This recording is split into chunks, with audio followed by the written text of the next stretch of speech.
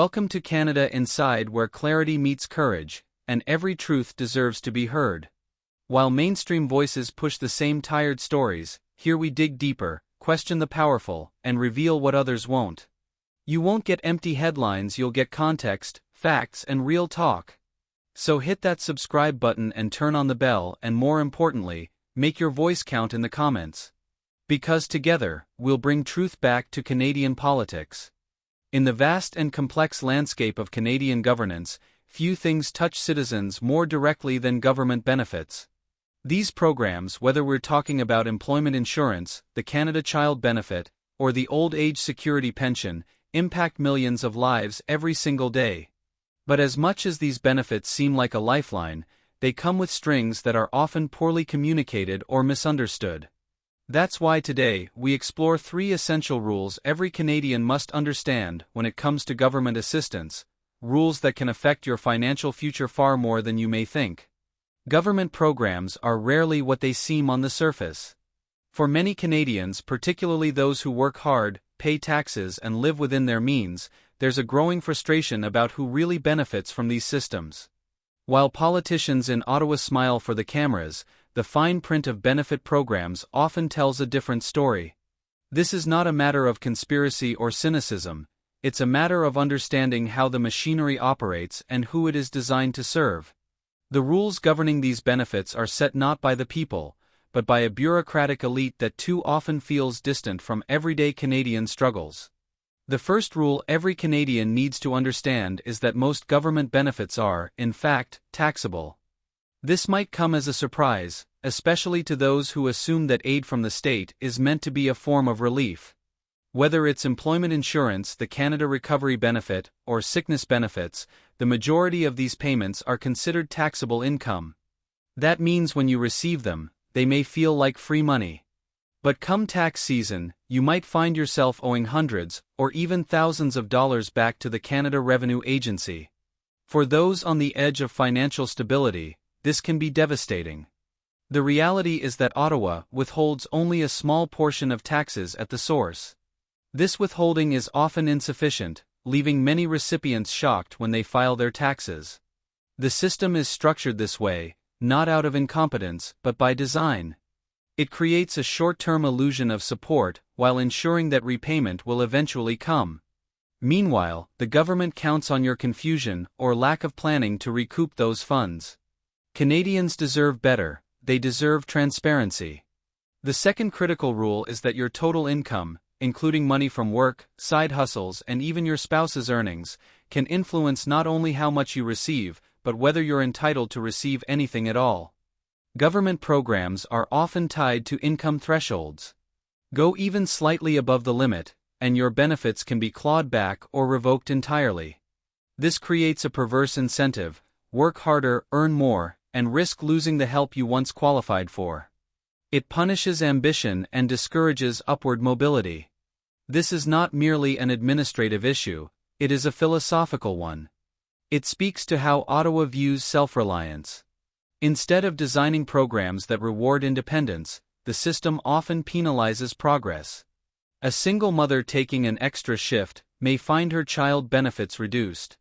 A retired couple with modest savings could lose the guaranteed income supplement simply for drawing from their own nest egg.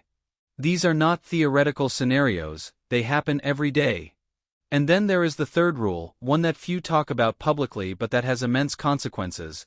If you do not update your personal information promptly and accurately, you could face serious penalties, including repayment demands and potential fraud investigations.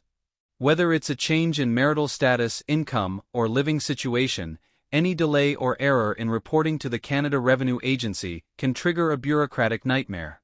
The systems used to monitor these changes are increasingly automated, and the margin for human error is slim. Many Canadians assume good faith will carry them through.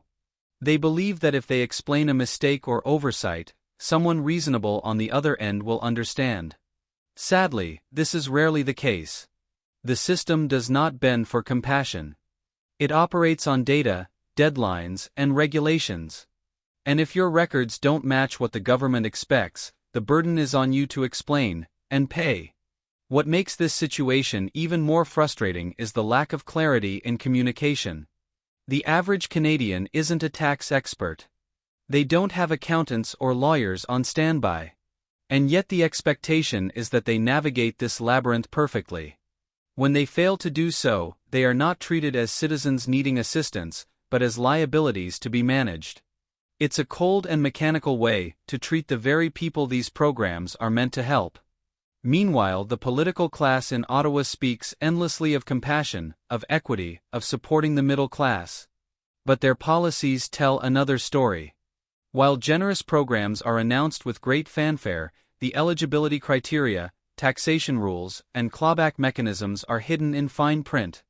This bait-and-switch strategy ensures that headlines are positive, while the financial consequences remain buried until it's too late. This is why it matters who governs. Leaders like Pierre Poilievre and Danielle Smith have raised fundamental questions about the transparency and fairness of government systems. They speak to a growing segment of Canadians who feel that the current structures reward dependency over diligence, confusion over clarity, and obedience over opportunity. They propose a vision where individuals are respected as capable citizens, not managed as fragile clients. The Liberal government, in contrast, continues to expand a web of programs that look generous on the surface, but often trap people in cycles of uncertainty. Under Mark Carney's economic worldview, complexity is king. The more complex the system, the more power it gives to those who administer it. And who loses? Everyday Canadians, especially those in rural areas, small business owners, working parents, and retirees living on fixed incomes. In the end, understanding these three rules is not just about finances. It's about empowerment. When you know how the system works, you can prepare. You can avoid the pitfalls.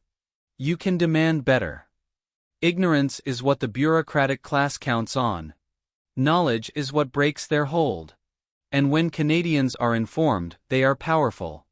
They make better choices in their lives, in their finances, and yes, at the ballot box. So the next time someone tells you the government is here to help, ask them how. Ask them what it will cost. Ask them what strings are attached. Because in today's Canada, nothing from Ottawa comes without a catch. And those who know the rules are those who stand the best chance of thriving despite them. Stay informed, stay sharp, and don't be fooled by the headlines. The fine print is where the real story is written.